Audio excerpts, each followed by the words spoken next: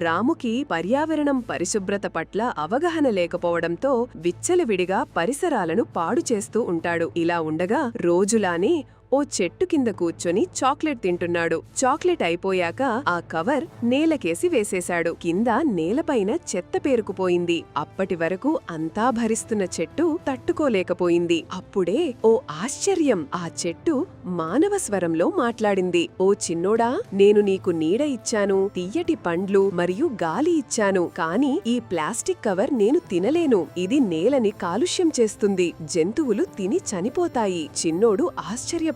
తలదించుకున్నాడు. ఆ వెంటనే ఆ కవర్ ఎత్తి డస్ట్ బిన్ లో వేశాడు. జరిగింది ఊర్లో అందరికీ చెప్పాడు. అప్పటినుంచి ఆ ఊరిలో ప్రతి ఒక్కరూ చెట్లను ప్రేమించేవాళ్లు అయ్యారు. ప్లాస్టిక్ వాడకం తగ్గించారు. ఊరు పరిశుభ్రంగా మారింది. ఒక్క చిన్న మార్పుతో పెద్ద భవిష్యత్తు మారిపోయింది. ఇలాంటివి మరిన్ని వినడానికి ఇప్పుడే సబ్స్క్రైబ్ చేయండి.